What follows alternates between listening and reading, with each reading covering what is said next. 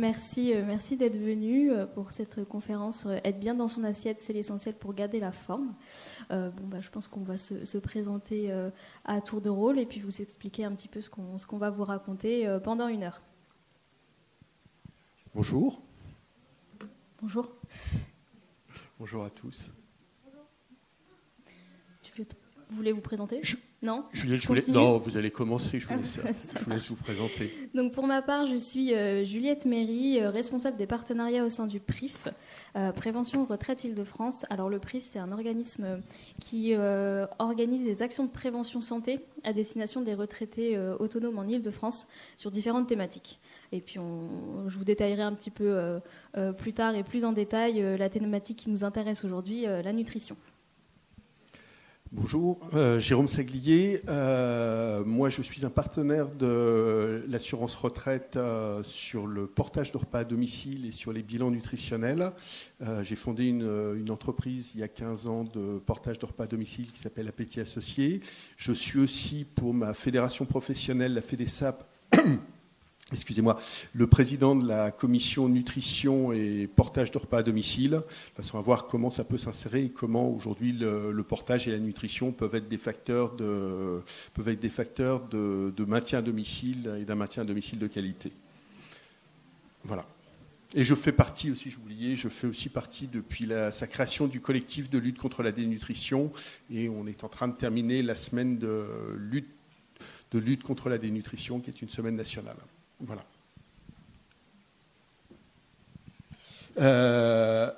Cette conférence, elle a pour rôle d'attirer l'attention sur le fait qu'aujourd'hui l'alimentation est essentielle, est un outil de prévention de la dépendance, voilà, et que ça commence pas au moment où on est en dépendance, ça commence bien avant. La nutrition et l'alimentation et avoir une bonne alimentation saine, ça commence bien avant et c'est absolument essentiel. Donc on n'attend pas d'avoir 80 ans pour s'occuper de ça, mais bien avant. Je dirais que ça commence même dès la maternelle, mais surtout il faut y repenser quand on a 45, 50 ans, avoir une alimentation équilibrée, saine, voilà. Et encore plus quand on vieillit.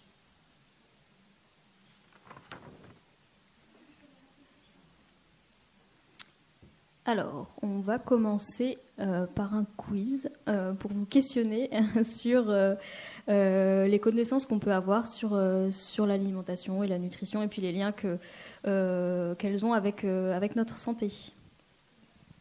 La première question qui est régulière, c'est « je suis âgé, je perds du poids, c'est normal ». Est-ce que c'est vrai? Qu'est-ce que vous répondriez dans la salle? Levez la main ceux qui pensent que c'est vrai. Que perdre du poids en vieillissant, c'est une chose normale.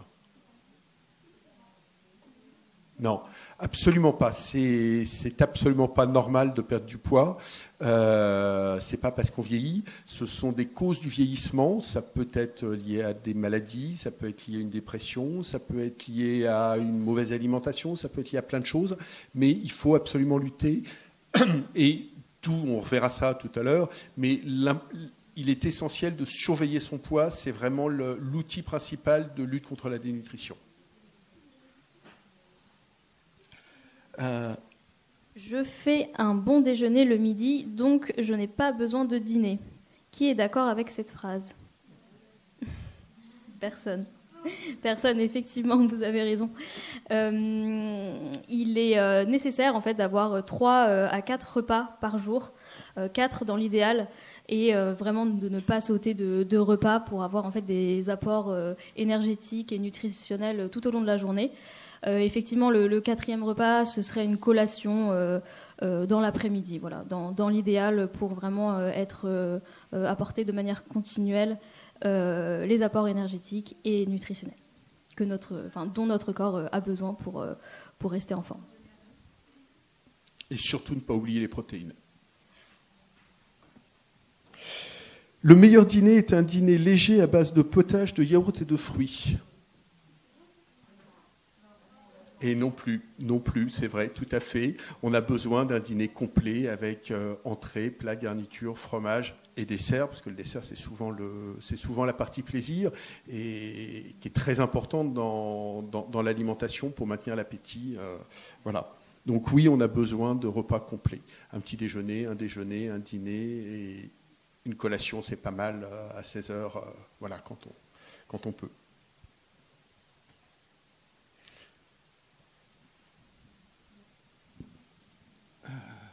Il est important de me peser chaque semaine. Eh bien ça, si.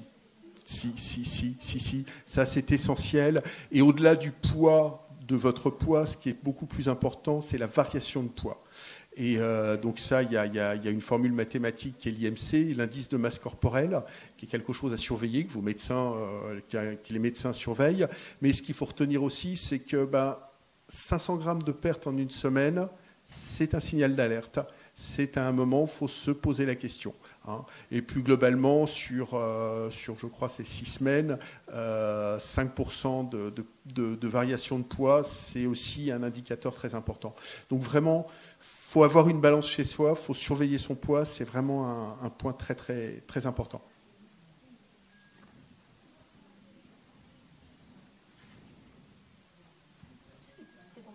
Ou comme tu veux, ou je le prends. Allez. Je ne mange pas de viande et c'est pas bon pour la santé.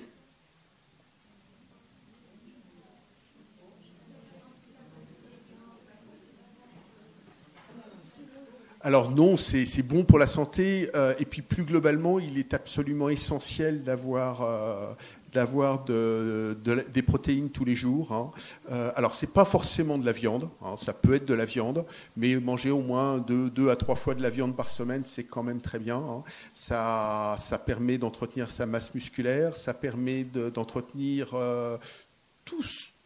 toutes les petites cellules au niveau du cerveau aussi, ce sont des choses très importantes, mais on peut trouver aussi des protéines à travers le lait, le fromage, les œufs, il y a plein d'autres sources, mais il est important d'avoir à la fois des protéines et à la fois des glucides en apport suffisant.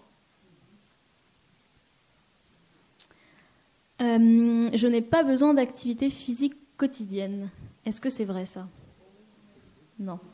Effectivement, on a besoin d'une activité physique qui est régulière, de sortir un peu tous les jours et surtout de ne pas concentrer son activité sur une seule journée ou sur un seul moment de la semaine, vraiment garder cette régularité. Par exemple, si on a fait 50 000 pas un dimanche, c'est pas suffisant pour le reste de la semaine, il faut sortir un petit peu tous les jours.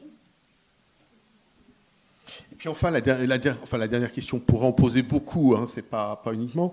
Je n'ai plus d'appétit et je n'y peux rien. Est-ce que vous pensez que c'est vrai ? Oui ?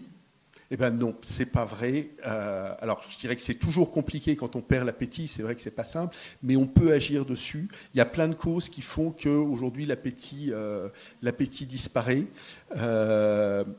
Déjà l'activité physique, d'avoir des repas à des heures régulières, manger des aliments qui nous font plaisir, peut-être ne pas faire des gros repas, mais faire peut-être des petits repas, mais plus réguliers. Surveiller ses médicaments, parce que de temps en temps, il y a des médicaments qui vont faire que ça va couper l'appétit. Une chose essentielle, là j'étais avec les membres du collectif tout à l'heure, c'est tout ce qui est dentition. Aujourd'hui, on s'aperçoit qu'il y a beaucoup de gens qui ont des problèmes dentaires, qui ne vont plus consulter un dentiste, et quand on n'a pas un bon appareil dentaire, quand on n'a pas une bonne denture, c'est pas une dentition d'ailleurs, c'est une denture, quand on n'a pas une bonne denture, c'est très compliqué de manger. Donc ça fait aussi partie des facteurs de prévention qui sont absolument essentiels.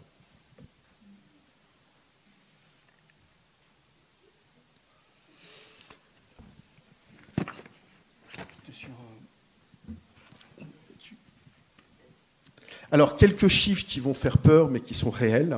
Aujourd'hui, 50% des personnes hospitalisées sont dénutries, c'est des chiffres de la HAS. Donc, une personne sur 2 qui est à l'hôpital est en situation de dénutrition.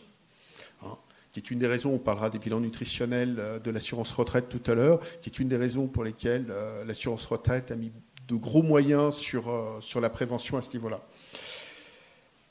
4 à 10% des personnes âgées de plus de 70 ans à domicile sont en situation de dénutrition aussi.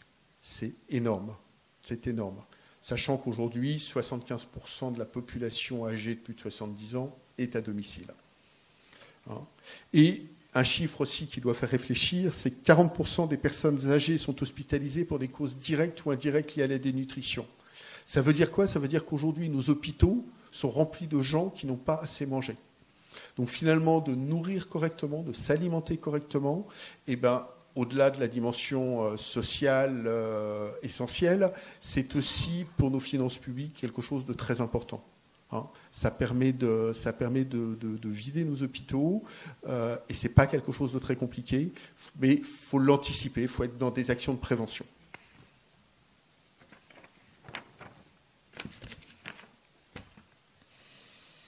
Alors, je dirais que le problème, c'est que quand on avance en âge, c'est de plus en plus compliqué de s'alimenter, de manger, ou on en a l'impression.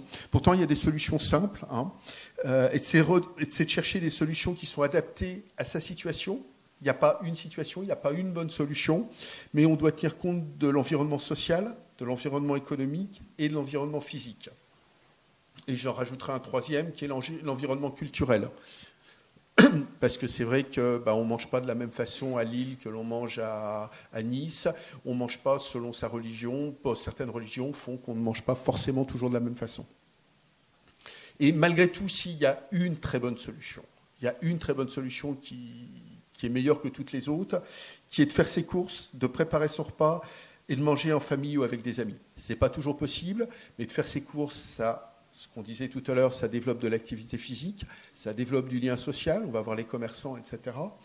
De préparer son repas, ça nécessite encore d'avoir une activité, de faire travailler son cerveau, etc. Donc c'est vraiment des choses qui sont absolument essentielles et c'est la meilleure des solutions qui existent aujourd'hui. Alors néanmoins, c'est pas toujours possible. Donc il existe des solutions qui peuvent aussi être mixées entre elles. C'est ce qu'on disait, il n'y a pas une bonne solution.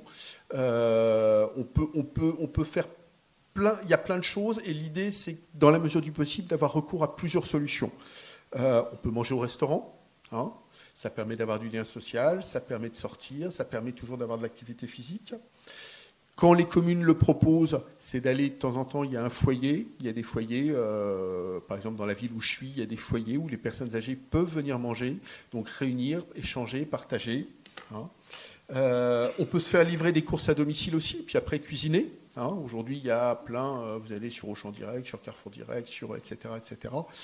Ça ne manque pas les solutions pour se faire livrer des courses, ou votre auxiliaire de vie aussi, voilà.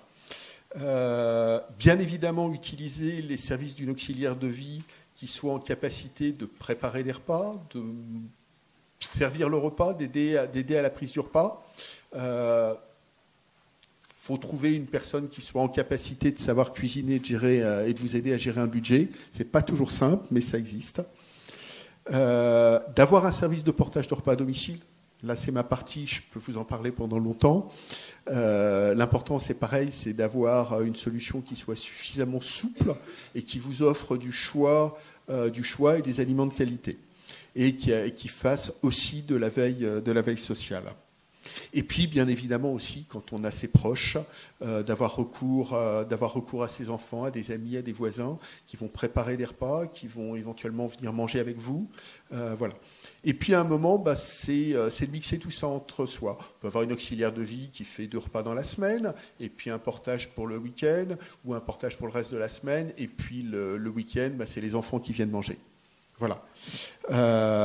Mais quelles que soient les solutions, il faut penser à la dimension physiologique, psychologique et culturelle des personnes qui vont manger. Voilà. Juliette. C'est à moi ou c'est... C'est le bilan nutritionnel. Ah, c'est le bilan nutritionnel. Donc, voilà. Alors, le bilan nutritionnel, c'est une belle action de prévention auquel l'assurance retraite nous a associés, c'est une action de prévention pour les gens qui sortent d'hospitalisation Hein. Donc on a vu tout à l'heure que 50% des personnes qui rentraient en hospitalisation étaient en situation de dénutrition. Hein. Donc quels sont les objectifs? D'une part, c'est de repérer, c'est-à-dire vraiment dans une action de prévention, c'est de repérer les risques de dénutrition, hein, en amont, avant même que cette dénutrition soit présente. C'est de voir est-ce qu'il y a un changement, social. Est-ce qu'à un moment on a perdu son conjoint et qu'on n'arrive plus à faire, on rentre dans une dépression, est-ce qu'on a des problèmes de mobilité, on n'arrive plus vraiment à aller faire ses courses, etc., etc.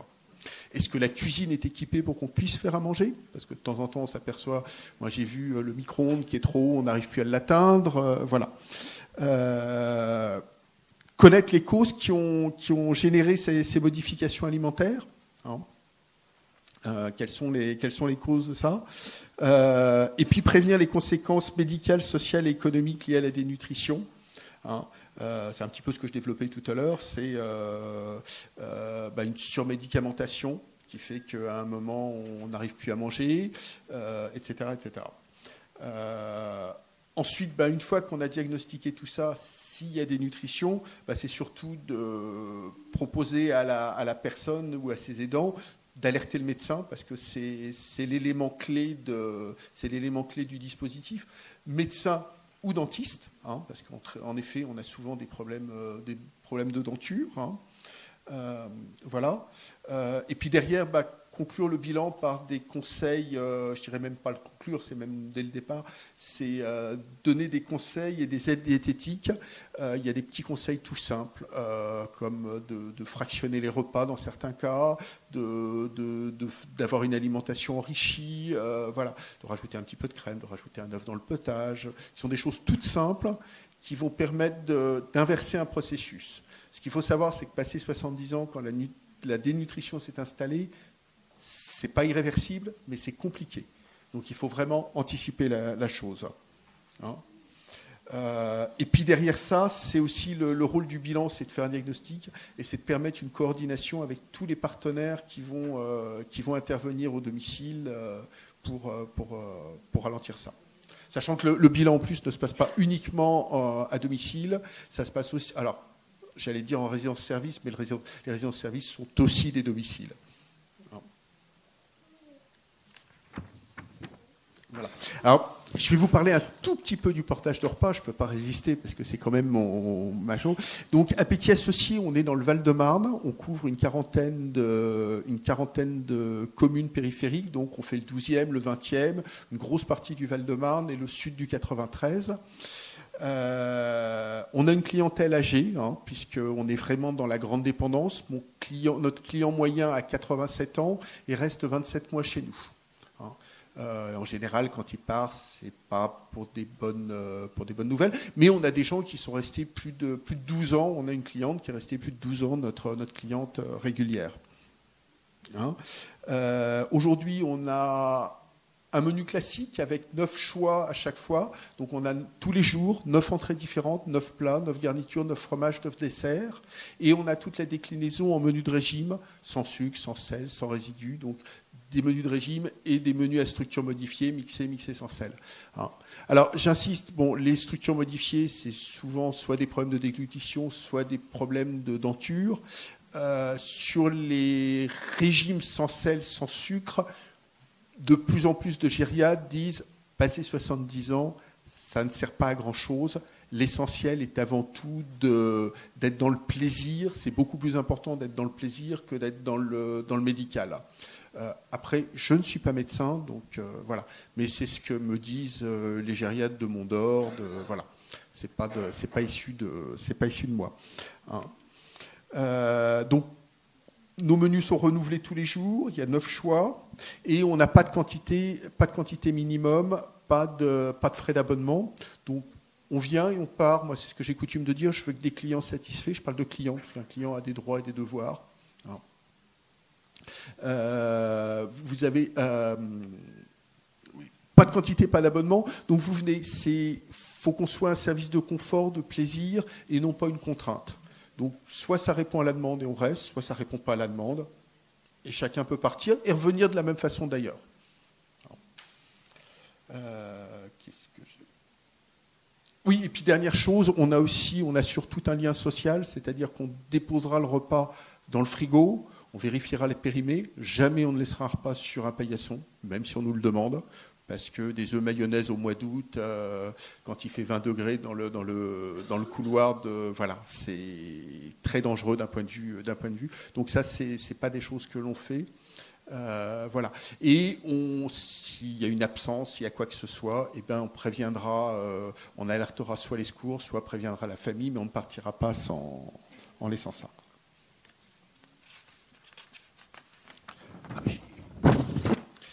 Et systématiquement, chaque nouvelle prestation donne lieu à une mise en place, c'est-à-dire qu'on se déplace, on explique comment ça se passe, on prend les contacts, il y a un vrai lien. Voilà. Et on assure une coordination avec tous les partenaires de l'action sociale. Juliette, je te laisse la parole sur la partie PRIF et les ateliers du PRIF. Oui, merci Jérôme.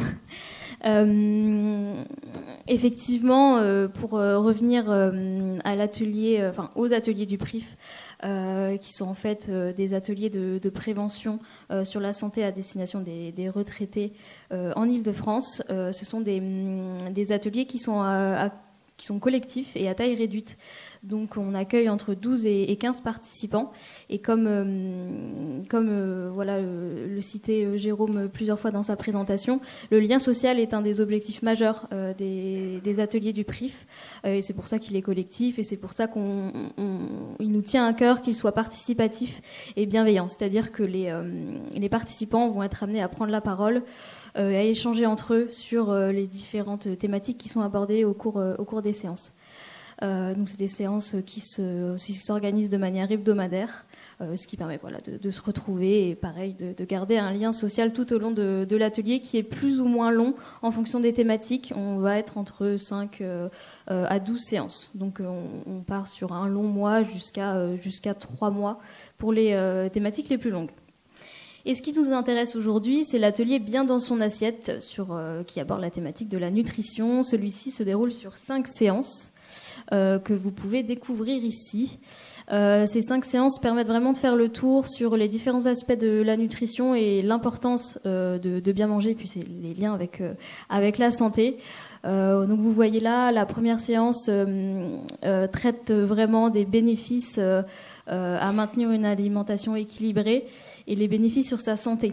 En fait, cette séance permet aux participants de réfléchir sur les bienfaits de l'alimentation grâce à des situations pratiques et vraiment faire le lien avec l'activité physique, avec ses fonctions musculaires, avec les fonctions de son cerveau. Donc vraiment faire les connexions et les liens qui sont importants sur le bien manger. Ensuite, la deuxième séance aborde le fait de rester en forme. Et effectivement, il y a un grand lien entre la nutrition et l'activité physique. Donc, c'est vraiment faire prendre conscience aux participants que pour rester en forme, il faut apporter à son corps une alimentation à la fois équilibrée et riche en termes de nutriments pour aider son corps à se maintenir en forme et également à développer ses fonctions à la fois musculaires et cognitives. Ensuite, est également abordée la thématique du budget. Parce que c'est un sujet, on peut manger équilibré avec un budget limité. Et ça, on le voit au sein de cette séance-là, et c'est intéressant parce que ça montre que bien manger, c'est vraiment à la portée de tous. Il s'agit vraiment de connaître les bonnes pratiques, notamment quand on fait ses courses, ou de connaître tous les dispositifs et ressources qui sont à notre disposition, à la fois sur le territoire, à la fois en termes humains. Pour se faire plaisir et pour voilà, encore une fois apporter à son corps ce dont il a besoin pour rester en forme. Et enfin, les 2 dernières séances que vous voyez à l'écran, elles abordent la thématique bien sûr de la santé, mais aussi du plaisir, qui sont très intéressantes et importantes dans l'atelier Bien dans son assiette. Jérôme l'a cité plusieurs fois, cette notion de plaisir. Donc on va, lors des séances 4 et 5, Donc tout d'abord, lors de la séance 4, avoir des dégustations sur différents produits. Et ce qui est intéressant, c'est le travail de dégustation en pleine conscience sur différents aliments. Ça peut être des fruits, ça peut être des noix, ça peut être du chocolat, pour montrer que se nourrir, c'est aussi avoir du plaisir et voilà, sans saisir en tout cas quand on pense à manger et à se préparer à manger, et que voilà, c'est plus que sa santé, et même si c'est tout aussi important. Et enfin, la dernière séance met en place une séance de cuisine.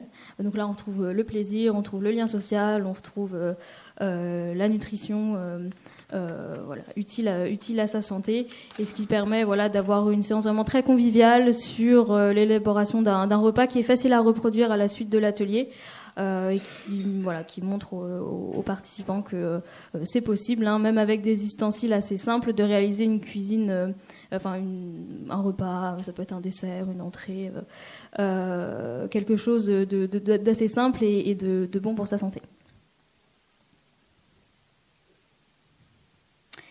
Ensuite, l'atelier Bien dans son assiette, il fait plusieurs liens avec des thématiques, des messages de prévention santé sur d'autres thématiques. Donc notamment, on en a parlé, les fonctions cognitives. Donc on a des aliments à cibler pour le bon développement de son cerveau. On fait également le lien avec l'activité physique, parce qu'effectivement, on doit adapter son alimentation pour garder une activité physique régulière et quotidienne. Donc il y a également des bons comportements à adopter en termes de nutrition lorsqu'on fait de l'activité physique. Et on l'a vu, l'activité physique, c'est nécessaire de manière régulière. Et puis enfin, l'aménagement du logement, et ça je pense que Jérôme pourra y réagir dessus. L'aménagement du logement, on peut faire le lien avec la nutrition, parce qu'effectivement, une cuisine adaptée, ça incite beaucoup les bons comportements sur la nutrition des participants, parce qu'on va avoir tendance à plus vouloir cuisiner quand on a les ustensiles adaptés, la cuisine qui se prête à faire à faire des repas au quotidien et à y prendre plaisir. D'ailleurs, je pense que pendant ce dont tu me parlais, c'est que lors des bilans nutritionnels, les diététiciennes font attention aux équipements des usagers. On fait très attention à l'organisation, ne serait-ce que d'avoir une chaise qui soit adaptée, une table sur laquelle il y ait de la place pour manger, la hauteur du micro-ondes. Alors tout ça, c'est en fonction de sa dépendance. Des ustensiles aussi, parce qu'il y a des moments, en fonction du niveau de dépendance, on peut... Donc il y a plein de petites choses qui font qu'un repas peut être un plaisir ou une contrainte. Et dès que c'est une contrainte, il y a plus d'appétit, et voilà. Alors et avec des petites choses qui coûtent pas forcément très cher, et voilà. Merci. Enfin, on voulait vous montrer des chiffres vraiment intéressants, parce que le PRIF évalue l'ensemble de ces actions. Donc, on retrouve des chiffres d'évaluation qui sont intéressants à analyser. Ces chiffres, vous pouvez les retrouver sur notre rapport d'évaluation qui est disponible sur notre site. Mais effectivement, pour donner quelques éléments, vous voyez qu'au début de l'atelier, 50% des participants mangent entre 5 fruits et légumes par jour, et à la fin de l'atelier, c'est 89% qui ont adopté ce comportement favorable. Donc c'est assez énorme, cette transformation entre le début et la fin de l'atelier. Et de la même manière, on voit vraiment des évolutions sur la consommation des produits laitiers par jour, et également le temps consacré au repas. Ça, c'est quelque chose qui est très, très important également. Beaucoup ne prennent pas assez de temps pour manger et pour à la fois cuisiner et puis même le temps propre au repas. Et on le voit que cette thématique est abordée au cours de cet atelier et ça permet de mesurer cette évolution qui est assez impressionnante entre la première et la 5e séance.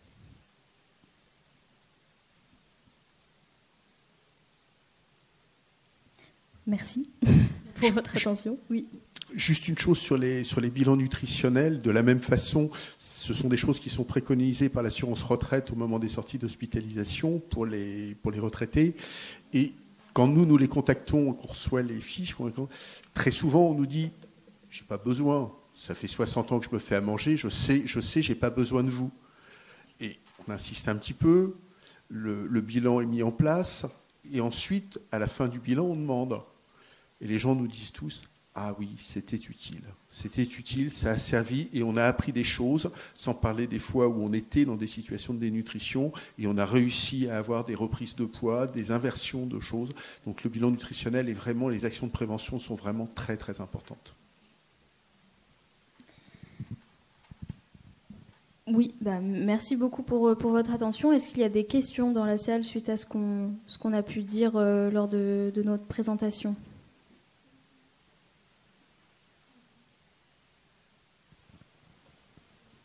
On a été clair. Pas d'interrogation ? Moi, j'aurais une question. Comment on fait pour aller aux ateliers du PRIF ? Pour participer aux ateliers du PRIF, vous pouvez retrouver toute notre programmation disponible sur notre site internet et en fait les ateliers du PRIF sont organisés grâce à des partenaires, on les appelle partenaires locaux, mais vous pouvez c'est en fait des mairies, des CCAS, des centres sociaux qui pourront prendre votre inscription en fonction des thématiques que vous avez pu identifier au plus près de chez vous. Il faut savoir vraiment que les ateliers du PRIF ils se déploient sur toute l'île de France. On a une programmation qui est riche tout au long de l'année et sur les différentes thématiques. Donc voilà, cette programmation elle est mise en ligne, elle est accessible sur notre site et vous pourrez y trouver toutes les informations possibles pour pouvoir à la fois vous informer sur les différentes thématiques mais aussi vous inscrire directement auprès de nos partenaires. Et bien sûr, les ateliers sont pris en charge. Bonjour, merci pour la présentation qui était très claire. J'avais simplement 2 petites questions concernant les ateliers. La première, c'est combien de temps dure chaque séance ? Et la seconde, c'est est-ce qu'il y a un suivi pour voir si ce qui a été mis en place, en fait, tient dans la durée, en fait, si le changement de comportement, si ça tient dans la durée. Merci. Alors les séances, globalement, les séances des ateliers du PRIF durent en présentiel entre 2h et 2h30. On a également mis en place le format distanciel. Là, les séances durent un peu moins longtemps, on est entre 1h et 1h30. Donc faut compter en tout cas en présentiel une demi-journée pour ces ateliers-là. Et en termes de suivi d'évolution, on le fait sur certaines thématiques où en fait on met en place une évaluation à froid à plus 3 mois pour vraiment mesurer l'impact des changements de comportement sur les participants. Suite à ça, on le fait pas pour bien dans son assiette. Par contre, on est très en lien avec nos partenaires locaux, donc comme je l'ai cité, les mairies, les CCAS, qui eux sont très en lien avec leur public, qui ont participé aux ateliers et nous donnent des nouvelles sur ces évolutions de comportement. Donc c'est comme ça qu'on fait vraiment le lien avec ces évolutions-là, mais effectivement, soit ça passe par l'évaluation vraiment qui est organisée au sein de l'atelier, soit c'est parce qu'on a un suivi très très précis à la fois sur la mise en place des actions et sur le comportement des participants à la suite de ces ateliers. Bonjour, Véronique Archer. Justement, vous parliez des mises en place pour la partie, l'atelier faire ses courses sans se ruiner. Est-ce que vous avez mis en place des dispositifs spécifiques? Car il y a quand même beaucoup de gens qui aujourd'hui sont de mobilité plus ou moins réduite, n'ont pas accès à Internet parce qu'il n'y a pas la connaissance en fait de par leur âge. Et donc du coup, la problématique du portage des courses pour pouvoir continuer à entretenir leur autonomie chez eux devient un vrai sujet de fond pour eux et souvent ils abandonnent en fait la cuisine et le fait de bien manger parce que c'est problématique de faire les courses. Alors dans votre module, est-ce que vous abordez ce point-là et est-ce que vous avez mis en place des choses spécifiques pour aider justement les participants?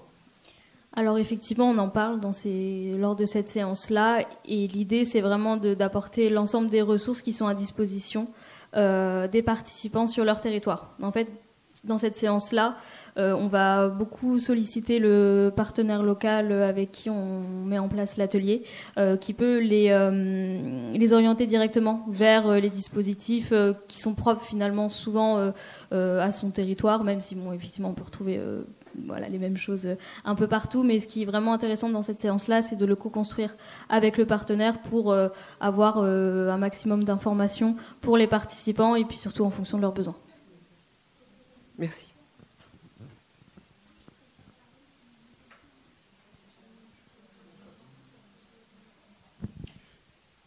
Peut-être juste une petite chose à propos, là il y a un outil que vous retrouverez sur le stand du collectif de lutte contre la dénutrition, c'est un petit peu comment dépister sa dénutrition en 6 questions.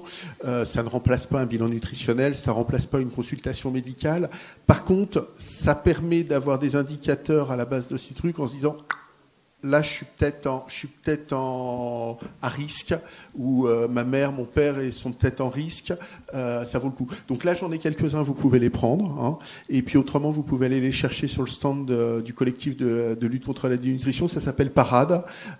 Et c'est un premier diagnostic, alors pré-diagnostic, hein, ça n'a pas de valeur médicale en tant que tel, mais ça permet d'alerter, de se dire, tiens, là, faut faire quelque chose. Alors, est-ce que vous êtes motivé à l'idée de participer à un atelier bien dans son assiette, ou alors en tout cas en parler autour de vous si vous n'êtes pas concerné directement? Mais je vois ceux qui ne sont pas motivés.